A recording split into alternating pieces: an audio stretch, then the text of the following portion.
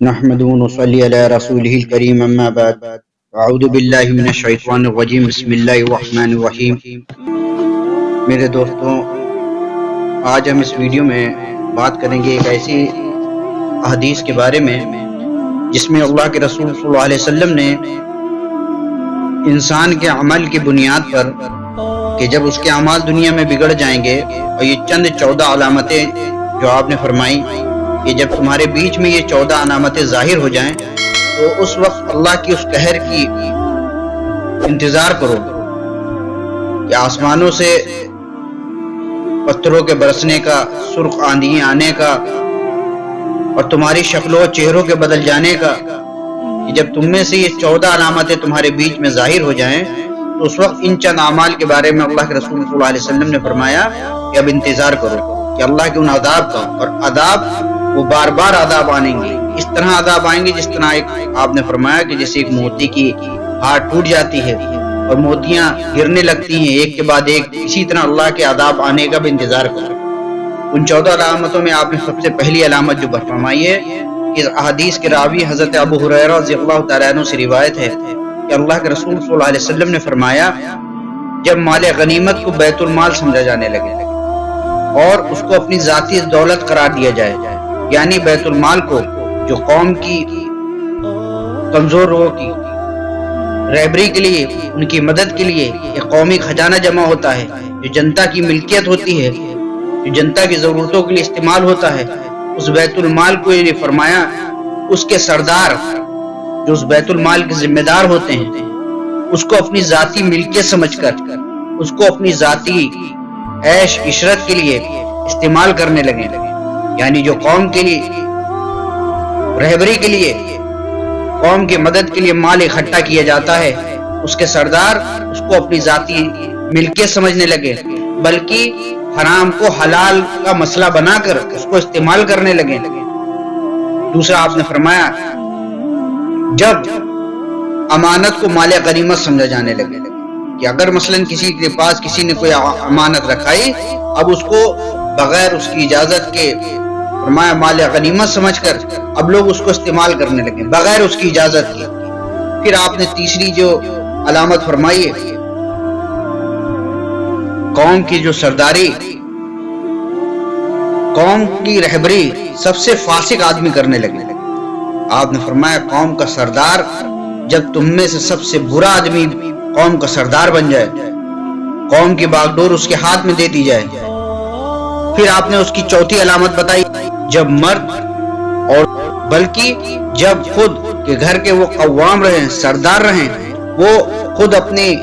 گھر کی رہبری سرپرستی نہ کر کے یہ فرمایا اپنی عورتوں کو قوامیت دے دیں، یعنی ان کو ماتحتی میں دے دیں، یعنی کہ گھر کے تمام فیصلے، تمام بڑے کام وہ ساری باغڈور ہیڈ مغیہ اپنے گھر کی عورتوں کو بنا دیں کہ نہیں صاحب میں نہیں جانتا، یہ تو بیگم صاحب جانے، بچی کی شادی کا فیصلہ بیگم صاحب کا نہیں، شریعت میں اللہ کے رسول صلی اللہ علیہ وسلم نے حکم فرمایا کہ عورتوں سے مشورے کرو اور ان کے مشوروں پر عمل بھی کرو، یہ بڑی اچھی رائے دیتی ہیں، بڑے اچھے فیصلے کرتی ہیں، لیکن سرداری تم اپنے ہاتھ میں رکھنا ہے اور فیصلے تمہیں کو کرنا ہے۔ اس لیے فرمایا کہ جب مرد جو ہے خود اپنے گھروں کی باغ ڈور عورتوں اور اپنے ہاتھوں سے نکال کر عورتوں کے ہاتھ میں دے دیں گے تو اس وقت بھی انتظار کرو۔ پھر آپ نے فرمایا اس کی پانچویں علامت یہ ہے کہ جب کسی انسان کی عزت اس کے شر سے بچنے کے لیے کی جائے، کہ آدمی کسی کی ایک عزت ہوتی ہے دل سے عظمت کے، وہ آیا کھڑا ہو گیا، آیا اس کو بیٹھنے کی جگہ دے دی، جو گھر میں اس کے پیش کیا اس کو، یہ اس کی عزت ہے، عظمت ہے، یہاں بھائی اچھے آدمی ہیں، نیک آدمی ہیں، اور بہت ایک رتبہ اس کا، ایک مقام ہے، اس مقام اور رتبے کی بنیاد پر اس کے لوگ عزت کر رہے ہیں، اس کے ساتھ جو ہے اچھے معاملہ کر رہے ہیں، اس کو عزت دے رہے ہیں۔ نہیں، فرمایا کہ جب اس کی کسی انسان کی عزت اس کے عہدے، اس کے تجربے اور اس کی قابلیت، اس کی صلاحیت کی بنیاد پہ نہیں، بلکہ اس کے شر سے بچنے کے لیے کیا جائے کہ نہیں، اگر میں نے آج اس کو عزت نہیں دی، یا آج میں نے اس کو اپنے سر پہ نہیں بیٹھالا، یا آج میں نے اس کے ساتھ جو ہے اچھے سلوک و معاملے نہیں کیے، ایسا نہ ہو کہ یہ ہمارے ساتھ جو ہے کل کو نقصان کرے۔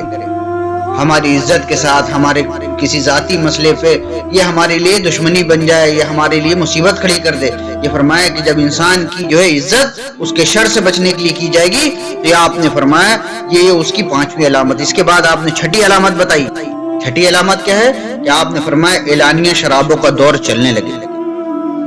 کہ جب تمہارے بیچ میں شرابوں کے دور عام ہو جائیں اور اعلانیہ شرابیں پی جائیں، کھلم کھلا شرابیں پی جائیں، کہ شراب ایک عیب ہے، برا عمل ہے، دنیا کے ہر دھرم اور ہر مذہب میں اس کو برا مانا جاتا ہے، کہ گھر کے گھر تباہ ہو گئے، انسانیت تباہ ہو گئی اس نشے اور شراب کے چکر میں۔ فرمایا جب انسان جو ہے اعلانیہ شرابوں کا دور تمہارے بیچ میں عام ہو جائے۔ آج ہمارے معاشرے ماحول میں کیا حال ہے اس کو کہنے اور بتانے کی ضرورت نہیں ہے کہ شرابوں کا دور جب تمہارے بیچ میں عام ہو جائے گا اس وقت بھی تم اللہ کی عذابوں کا انتظار کرو۔ اس کے بعد آپ نے فرمایا کہ 7ویں علامت یہ ہے کہ جب گانے اور بجانے کا دور تمہارے بیچ میں عام ہو جائے، کہ جب گانے بجانے والے ہر گھر سے گانے بجانے کی آوازیں آنا شروع ہو جائیں، حتیٰ کہ آپ نے فرمایا کہ مسجدیں بھی اس گانے بجانے کی آواز سے محفوظ نہ ہوں۔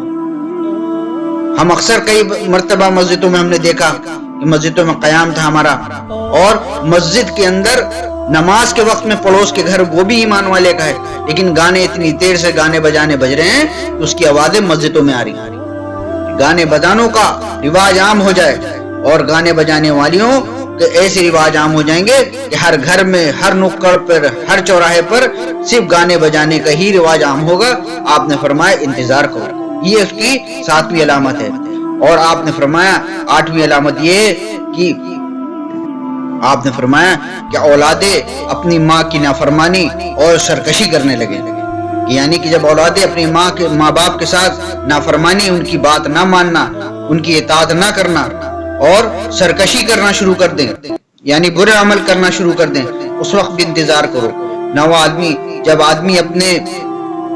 دوستوں کے قریب اور والدین سے دور ہونے لگے، مثلاً کہ اس کے تمام ضرورتوں کے بارے میں یا اس کے تمام مسئلوں کے بارے میں آدمی اپنے ماں باپ سے ڈسکس نہ کر کے اور اپنے والدین سے نہ اس بات کو کر کے، بلکہ اپنے ہر گھر کی بات، اپنے ہر ذاتی مسئلوں کو اپنے دوستوں، یاروں، احباب کے ساتھ ڈیل کرنے لگے اور ماں باپ سے ان باتوں کو چھپانے لگے، آپ نے فرمایا انتظار کرو اللہ کے عذاب کے آنے کا۔ اس کے بعد آپ نے فرمایا جب زکوٰۃ کو تعاون سمجھا جانے لگے، ایک زکوٰۃ شریعت میں اللہ کے رسول صلی اللہ علیہ وسلم نے فرمایا کہ اللہ نے اس لیے تم پر زکوٰۃ کی فرض کی ہے کہ تاکہ تم میں سے جو کمزور لوگ ہیں، جو پریشان حال ہیں، تم ان کی مددیں کرو تاکہ وہ بیچارے پریشان حال نہ رہیں، ان کے بچے بھوکے نہ سوئیں۔ ایک نظام شریعت نے قائم کیا سارے عالم کو چلانے کا، ایک قانون قائم تھا کہ اپنے سال میں ایک مرتبہ اپنی جو حیثیت ہے تمہارے اوپر، جو صاحب زکوٰۃ آدمی ہے، اپنی حیثیت کے موافق جو اس کی حیثیت ہے اس میں سے 2.5% حصہ غریبوں کا نکالے۔ 1 لاکھ اگر آدمی کی پاس کے اوپر زکوٰۃ بن رہی ہے، 1 لاکھ میں 2,500 سال میں غریبوں کے لیے، محتاجوں کے لیے، پریشان حالوں کے لیے، بیماروں کے لیے وہ رقم نکالے تاکہ ان کو شرمندہ نہ ہونا پڑے، بغیر علاج کے نہ مرنا پڑے، بھوکے نہ سونا پڑے۔ یہ فرمایا کہ یہ زکوٰۃ کا ایک نظام قائم تھا، اور جب انسان زکوٰۃ کو اپنے اوپر جرمانہ سمجھنے لگے، زکوٰۃ کو بوجھ سمجھ کے دیا جانے لگے، زکوٰۃ کو آدمی بے دلی سے دینے، اس وقت اللہ کے عذاب کا انتظار کرو۔ 11واں ہے جب علم حاصل کرنا دین کے لیے نہیں بلکہ صرف دنیا طلبی کے لیے ہونے لگے، یعنی کہ جب آدمی دین کا علم حاصل کرے یا کوئی بھی حاصل کرے اس کا مقصد صرف دنیا ہو، فرمایا اس وقت اللہ کے عذاب کا انتظار کرو۔ علم تو اللہ تک پہنچنے کا ذریعہ تھا، علم تو اپنی زندگی کو صحیح کرنے کا ذریعہ تھا، علم کہ ہم نے کیسے، شریعت نے ہمیں زندگی بتائی ہے، کیسے ہمیں معاملات کرنے ہیں، کیسی ہماری زندگی ہونی ہے، کیسی ہماری معاشرت ہے، نہیں، تمام علم جب فرمایا کہ دنیا طلبی کے لیے اور دنیا حاصل کرنے کے لیے کیا جانے لگے، آپ نے فرمایا اس وقت تم انتظار کرو اللہ کے عذاب کے آنے کا۔ پھر آپ نے فرمایا کہ جب مسجدوں میں آوازیں زور سے بلند ہونے لگے، کہ یہ بھی ایک قیامت کی علامتوں میں سے ایک علامت ہے، اور اللہ کے عذاب کو بلانے کی کہ مسجدوں میں چیخ چلا شروع ہو جائے، مسجدوں میں لوگ زور سے آواز بلند کرنا شروع کر دیں۔ یہ فرمایا مسجد میں تو ادب کی جگہ تھی، آج چیخنا پکارنا، مسجد کے بے ادبی، لوگوں کا مسجد میں بلکہ لڑنا جھگڑنا عام ہو گیا۔ اتنی زور سے لوگ چلاتے ہیں، اتنی زور سے مسجدوں میں چیخ پکار کرنا اور ساری لڑائی جھگڑا شروع کر دیتے ہیں، اس سے مسجد اللہ کا گھر نہیں ہے، ان کا گھر ہے۔ فرمایا یہ بھی ایک اللہ کے عذاب کی علامت ہے کہ جب مسجدوں میں چلم چلی عام ہو جائے گی، چیخ پکار عام ہو جائے گی، تو یہ اللہ کے عذاب کو بلائے گی اور اللہ کے عذاب کو دعوت دے گی۔ اس کے بعد آپ نے فرمایا جب وہ اس امت کے لوگ اپنے پچھلے والے لوگوں کو تان و تشنی کرنے لگے اور ان کو برا بھلا کہنے لگے، اس وقت تم انتظار کرو اللہ کے عذاب کے آنے کا۔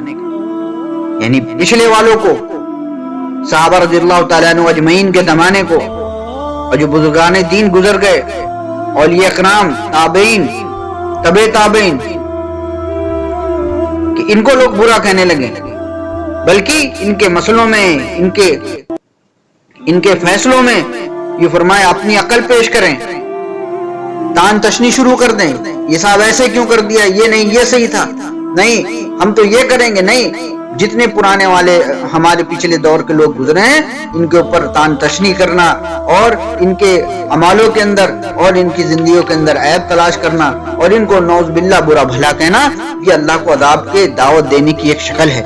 اس کے بارے میں آپ نے فرمایا کہ ہر آدمی اس بات کی فکر کرے کہ ہم کو یہ جو 14 عذاب جو اس کی احادیث میں اللہ کے رسول صلی اللہ علیہ وسلم نے فرمایا کہ اب تمہارے بیچ میں یہ 14 عمل زندہ ہو جائیں، تو اس کے بعد آپ نے فرمایا کہ تم اب انتظار کرو، اب انتظار کرو تجھ و تیز سرخ آندھیوں کے چلنے کا، ایسی آندھیاں